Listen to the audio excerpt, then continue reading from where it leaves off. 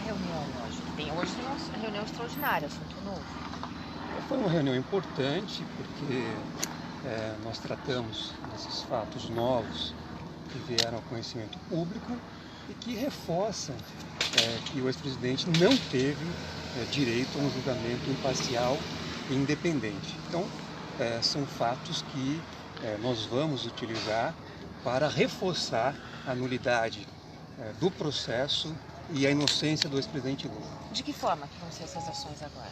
Nós estamos definindo ainda, há estudos sendo feitos e oportunamente nós apresentaremos isso à Justiça por meio de petições. O que é mais conclusivo, o que é mais incisivo nesses diálogos vazados? A absoluta falta de imparcialidade e equidistância das partes.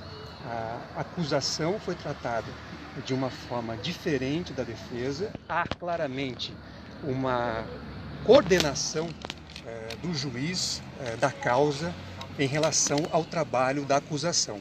E isso não é permitido, isso, ao contrário, isso afronta a nossa Constituição, afronta a legislação. Há uma expectativa já por alguma decisão do STF? Isso. Nós temos a expectativa de que o Supremo Tribunal Federal julgue os habeas corpus já pendentes, que veiculam matérias relevantes, inclusive a falta de imparcialidade do juiz Sérgio Moro em relação ao ex-presidente Lula. São temas já apresentados ao Supremo e que aguardam julgamento. Mas novos recursos, por enquanto, não?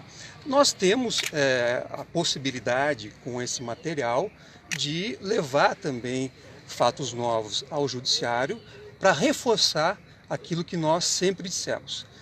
A falta de imparcialidade, a falta de um julgamento imparcial, independente, a falta de tratamento igual à acusação e defesa, isso são fatos que nós, desde o primeiro momento, já havíamos levado aos processos, já havíamos feito a prova perante os tribunais. Infelizmente, até o momento, não houve esse reconhecimento. Nós esperamos que esses fatos novos possam efetivamente sensibilizar e mostrar ao nosso Poder Judiciário que o ex-presidente Lula não teve direito a um julgamento justo, imparcial e independente. Nesse sentido, a expectativa do ex-presidente de que venham mais fatos, mais denúncias, inclusive em relação a episódios como o do 8 de julho, por exemplo, o episódio do habeas corpus junto ao TRF4, houve alguma conversa nesse sentido? Não, nós temos que aguardar. O material que já foi divulgado é um material que reforça integralmente aquilo que sempre foi dito por nossa defesa. O material já divulgado é suficiente para revelar que o ex-juiz Sérgio Moro não atuou como um julgador equidistante, atuou sim como um coordenador da acusação e que depois proferiu um veredicto em cima de uma acusação que ele próprio ajudou a construir. Doutor Cristiano, os recursos que estão pendentes, juridicamente, eles podem levar em conta os novos fatos, ou aí, para vocês colocarem esses novos fatos em análise, advogado do ex-presidente Lula? Então, nós vamos, essa análise nós estamos fazendo, há um trabalho, uma discussão por parte da defesa, e nós vamos apresentar isso em juízo oportunamente. Não podemos agora apresentar uma definição, mas certamente esses fatos novos, esse material divulgado será encartado nos processos para reforçar todos os nossos argumentos que já estão colocados há muito tempo. Tá. Doutor, como está o presidente Lula? O senhor conversou com ele, ele ele viu essas notícias, qual é a reação do ex-presidente? Olha, o presidente Lula evidentemente ficou bastante impactado pelo conteúdo desse material, mas por outro lado não é uma novidade. O ex-presidente Lula também sempre disse, sempre afirmou que não estava, como não está, recebendo um tratamento imparcial, um tratamento que seja compatível com a Constituição e com as leis. Então, é um material que, de certa forma, só reforça aquilo que era dito por ele há muito tempo e também era dito por nós responsáveis pela sua defesa técnica. Então o Dr. Batocchi agora vai também fazer as considerações que...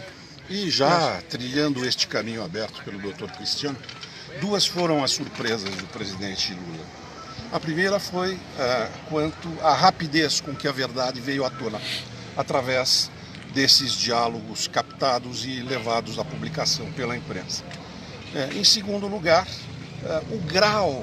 o elevadíssimo grau de promiscuidade entre quem julga e quem acusa no mesmo processo, a desnaturar o princípio constitucional da imparcialidade do juiz. No nosso sistema, a Constituição da República Federativa do Brasil, que nos rege a todos e a todas as unidades da federação e a todos os cidadãos e cidadãs, estabelece condições para a validade de um processo criminal. E essas condições de validade, de legalidade, são chamadas de o devido processo legal. O devido processo legal contém em seu bojo as exigências da amplitude dos direitos de defesa, do contraditório e do juiz natural imparcial. Segundo a Constituição brasileira, nenhum julgamento é válido na esfera criminal se o juiz não for imparcial. Como o Supremo Tribunal Federal é o guardião da Constituição, nós estamos a aguardar a palavra do Supremo Tribunal Federal para que saibamos se a Constituição está em vigor ou não está em vigor. Se o que a Constituição exige deve ser atendido ou pode ser, digamos assim, flexibilizado, pode ser contornado. A palavra está com o Supremo Tribunal Federal, que nunca falhou na defesa da Constituição no nosso país. Como os senhores analisam o posicionamento do ministro Sérgio Moro? Ele minimizou as denúncias, disse que não haveria inclusive nada demais. Como vocês veem a me reação causa do ministro? muita estranheza este fato, porque ele disse que sempre recebeu advogado, sempre tratou todo mundo de uma maneira igual. Eu, por exemplo, não fui recebido por ele. Eu sou um advogado com 52 anos de militância. Quando o presidente Lula veio a Curitiba para ser interrogado, na antevéspera, nós tivemos uma audiência e eu procurei o então juiz Sérgio Moro no seu gabinete para tratarmos das questões de logística e segurança do acesso do primeiro interrogatório. Ele mandou um recado através da diretora de secretaria que não iria me receber e que eu dissesse o que tinha para dizer por escrito. E me causa surpresa ao ver que, em relação aos acusadores, digamos, o tratamento era muito diferente, né? Ele não só recebia, como trocava altas opiniões e altas digamos, considerações a respeito de como, digamos assim, se acusar e a respeito de como encaminhar, pelo que eu estou vendo, a se ter por verdadeiras estas gravações, estas publicações feitas por este site. O ex-presidente fez algum comentário sobre o posicionamento do ex-juiz, do procurador, ele mesmo sobre as pessoas envolvidas? O presidente, como eu disse a você, ele manifestou essas duas surpresas, como disse o doutor Cristiano. Primeiro, já tão rapidamente a verdade veio à tona, ele disse assim: você tem razão, a verdade fica doente, mas não morre nunca, não é? Só não esperávamos que ela se recuperasse tão rapidamente. E o segundo motivo da surpresa foi o grau de promiscuidade, digamos assim, revelado nas trocas de diálogos através desse sistema, que eu nem sei direito como se chama, enfim, um sistema aí cibernético. Como Telegram. O senhor não tem no seu celular Telegram? Não tenho, eu sou da antiga geração. Quando o senhor fala do tempo da revelação, ele pessoalmente acreditava que essa verdade demoraria mais a vir à tona? Ele acreditava que isso não viesse à tona tão rapidamente, porque o esquema aqui é tão bem estruturado, estava tão solidamente organizado, que era praticamente inexpugnável. E eis que de repente, não mais que de repente, o jornalismo, a imprensa, vocês iluminaram este episódio que era secreto, profundamente assustador, né? Que se verificava na justiça do nosso país. Uma última... Vamos lá então? Beleza, vamos lá então. Esses episódios vão ser levados a alguma corte internacional, como foi no início do julgamento do ex-presidente? Essa pergunta o doutor Cristiano pode responder. Tá.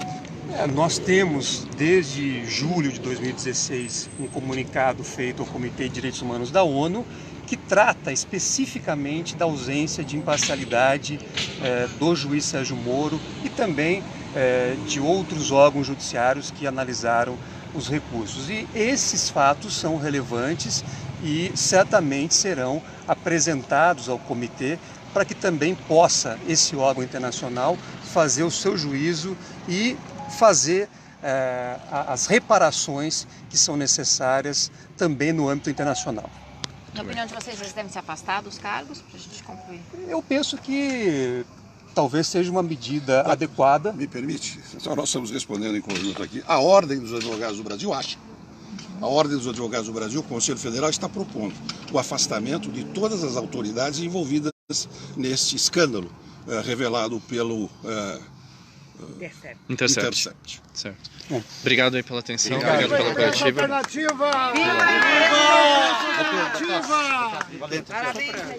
Então, onde estamos? Tivemos aqui a saída de Cristiano Luiz Martins e também do Dr. Batoque, advogados do presidente Lula. Estiveram agora na parte da manhã por cerca de 2 horas com o ex-presidente. Trouxeram aqui algumas informações, sobretudo a partir das denúncias do site Intercept. Colocaram que isso vai repercutir em toda uma pressão sobre as devidas ferramentas legais, quer dizer, ações que já eram feitas por parte da defesa, e agora no aguardo de que o Supremo Tribunal Federal também tome suas atitudes, reveja também posicionamentos e também se posicione nas votações a partir desses fatos e desses escândalos que apareceram.